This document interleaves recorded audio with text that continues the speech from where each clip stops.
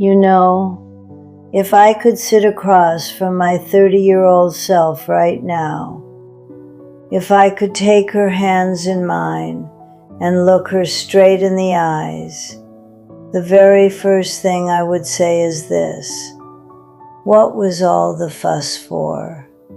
Truly, why did you spend so much of your beautiful, healthy, energetic years worrying about things that never even happened? You worried about money. You worried about the future. You worried about what people thought. You worried about the state of the world. You worried about getting sick. You worried about dying. Oh, how you worried. And now here I am, 92 years old. And I want to tell you something very gently. Most of it never happened. And the things that did happen were never as frightening as your imagination made them. I remember lying awake at night, completely convinced that something was wrong with me. A pain in my stomach? Well, that must be it. That must be serious. A headache? Oh dear, this is something dreadful. I would almost have myself buried in my own thoughts before the morning came. Fear would grip me. My heart would race. My mind would run wild. And do you know what happened most of the time? Nothing. Absolutely nothing. The pain passed. The headache lifted. The fear faded, and I carried on. Now yes, over the years I did face illness. Life is not a fairy tale. But those illnesses were never as catastrophic as the stories I created in my own mind at 30. That's something life teaches you. When something truly difficult happens, you are given strength for that moment. You are not given strength for imaginary futures at 3 o'clock in the morning. You are given grace for the day you are standing in. And you, my dear girl, you suffered so much in advance for things that had not even arrived. Calm down. Relax. Everything works out. Maybe not the way you planned, maybe not the way you expected, but it works out. And I need to speak about something else too: the world. I grew up in a time of war. I was only a little girl when the Second World War began. I didn't understand politics. I didn't understand borders. But I understood fear.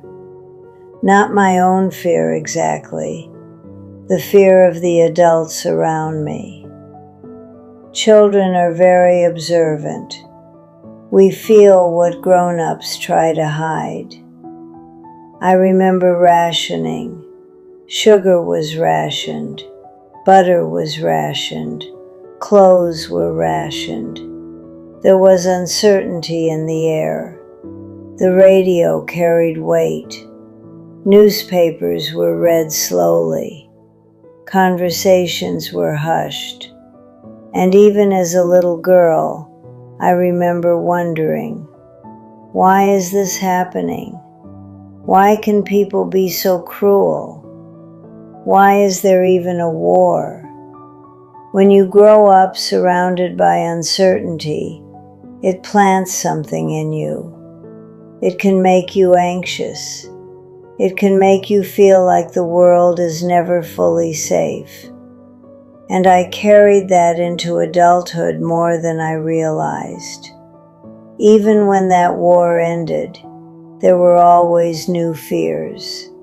The Cold War, talk of nuclear bombs, economic crashes, more wars in other places. The world has never been entirely calm. And yet, here I am, 92 years old, still here.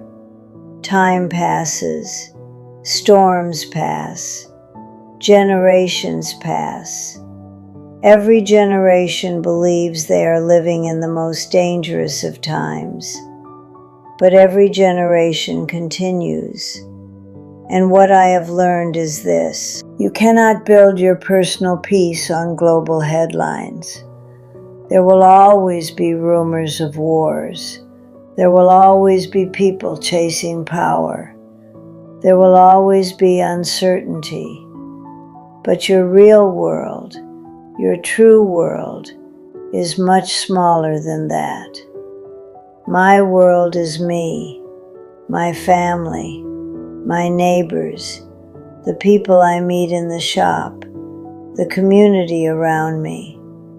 And when I focus on that world, the one I can touch, I have peace. Back when I was young, community was strong. People shared. People looked out for each other. We adapted. We survived together. Even in uncertain times, humanity continued. Babies were born. Meals were shared. Laughter still happened. And I wish I had realized earlier that while the world outside may shake, my inner world did not have to collapse with it. That is a choice. Faith feels much lighter than fear, and I learned that slowly, very slowly. I would also tell my 30-year-old self this: stop worrying about what people think. Oh, how much of your life you shaped around invisible judges. What will they say? How will this look? What if they don't approve? Do you know something almost amusing? Most of those people are gone now. Some passed away. Some drifted out of my life. Some I haven't spoken to in 40 years. And their opinions? They didn't shape my destiny. They didn't protect my peace. They didn't walk my path. You gave their opinions power they never earned, and it robbed you of joy. And I need to say something that may sound hard. It wasn't other people who robbed your happiness. You gave it away. You let fear take it. You let comparison take it. You let pressure take it. You let other people's moods drag you down. You allowed it. That's a humbling lesson at 92, but it's true. You put pressure on yourself that no one else demanded. The right house, the right car, the right holidays, the right image. Pressure, pressure, pressure. Most of it self-inflicted. And now, at 92, I don't remember half the things I stressed about, but I remember moments. A cup of tea in the morning sun, a child's laugh, a quiet conversation. Simple things. You rushed through so many of them. You thought life was ahead of you. You didn't realize it was happening. And now I must speak about something very personal: death. You were terrified of it, terrified of getting sick, terrified of the end, terrified of leaving. And now here I sit at 92. And do you know what surprises me most? The fear of death is gone, completely gone. I have come to peace. By the grace of God, I have come to understand something simple. We are passing through. This world is temporary.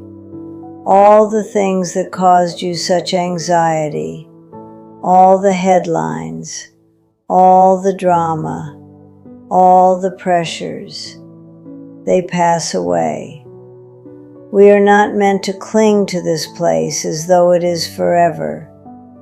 We have a heavenly home, and when that truth moves from your head into your heart, something shifts.